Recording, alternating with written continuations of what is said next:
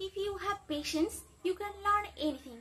Hello friends, this is Poonam and you are watching the universe of Poonam Roy. So let's start the video. আজকের ভিডিওতে আমরা subject, verb আর object কি এবং কিভাবে বের করতে হয় সেইগুলোই শিখব। তো চলো শুরু করি দেরি না করে। প্রথমেই ভার্ব কি সেটা দেখি। ভার্ব কোনো কাজ করা বোঝালে সেটাকে ভার্ব বলে। তাহলে কোনো কাজ করা যদি বোঝায় সেটাকে কি বলে? ভার্ব বলে। যেমন হচ্ছে ইট মানে খাওয়া, তারপর স্লিপ মানে ঘুমানো, ওয়াক মানে হাঁটা, তারপরে সি মানে দেখা। আবার আছে যেমন হচ্ছে রাইট মানে লেখা, সিং মানে গান করা, তারপরে ওয়াচ মানে দেখা, এটা ওয়াচ মানেও দেখা। পরেরটি কি? সাবজেক্ট কি করে আমরা পাবো? ভার্বকে যদি কে বা কারা দিয়ে প্রশ্ন করি তাহলে যে আনসারটা আমরা পাই সেটা হলো সাবজেক্ট। তাহলে কি ভার্বকে যদি আমরা কে বা কারা দিয়ে প্রশ্ন করি তাহলে যে আনসারটা আমরা পাই সেটাকে বলে সাবজেক্ট। আবার অবজেক্ট কি করে আমরা পাই? ভার্বকে যদি সাধারণত আমরা কি দিয়ে প্রশ্ন করি তাহলে যেটা আমরা পাই সেটা হলো অবজেক্ট। তাহলে ভার্বকে যদি আমরা কি দিয়ে প্রশ্ন করি তাহলে যেটা পাই সেটাকে কি বলে? সেটাকে অবজেক্ট বলে। চলো তাহলে এক্সাম্পলের মাধ্যমে সেগুলো বুঝি। প্রথমে আমরা ভার্ব গুলোই বের করব আমাদের সুবিধার জন্য, তারপর সাবজেক্ট বের করব, তারপরে অবজেক্ট কি করে বের করতে হয় সেগুলো শিখব। Ram eats rice. রাম ভাত খায়। তাহলে রাম ভাত খায়। এই যে খাওয়াটা হলো ভার্ব, তাহলে ইটস এটা হলো ভার্ব। পরের লাইন, কাউ ইটস গ্রাস। গরু ঘাস খায়। তাহলে কাউ ইটস গ্রাস, গরু ঘাস খায়। এটা তো খাওয়া বোঝাচ্ছে, তাহলে এটাও ভার্ব। পরের সেন্টেন্সে শি সিংস আ সং। সে একটা গান গায়। শি সিংস আ সং, সে একটা গান গায়। তাহলে কি করে? গান গাওয়া, এই যে সিংস মানে গান গাওয়া, এটা ভার্ব। পরের sentence, he sees a bird. সে একটা পাখি দেখে। হি সিস আ বার্ড, সে একটা পাখি দেখে।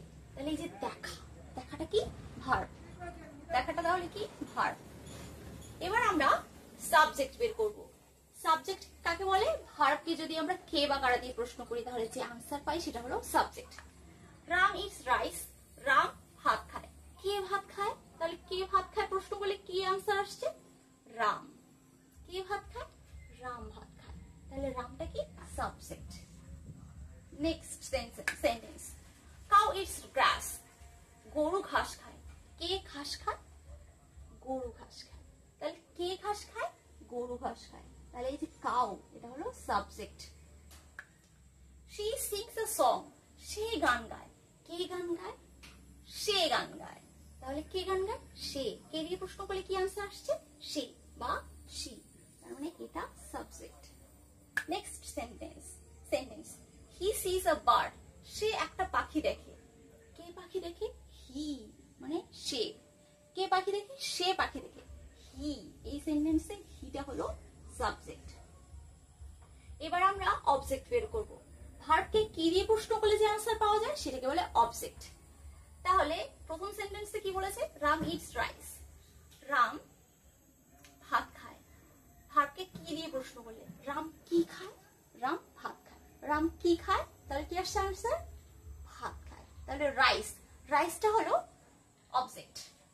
এবার আমরা কি করে বুঝবো এটা সাবজেক্ট, এটা অবজেক্টই হয়? আর এই জায়গায় অবজেক্টের জায়গায় অনেক সময় কমপ্লিমেন্টও থাকে। নেক্সট ভিডিওতে আমরা কমপ্লিমেন্ট নিয়ে আলোচনা করব। কি করে বুঝবো যে এটা কমপ্লিমেন্টই হয়, কমপ্লিমেন্ট নয় এটা অবজেক্ট? কমপ্লিমেন্ট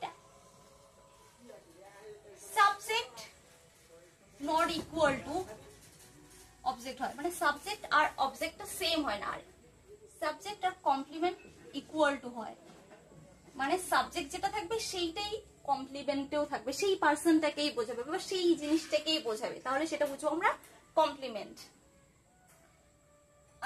যেমন এখানে রাম আর রাইস দুটো আলাদা, তাহলে সমান হলো না।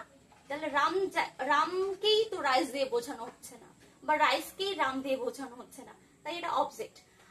কমপ্লিমেন্ট কিরকম থাকবে একটা এক্সাম্পলের মাধ্যমে বুঝিয়ে দিই। যেমন Sachin, Sachin is a cricketer.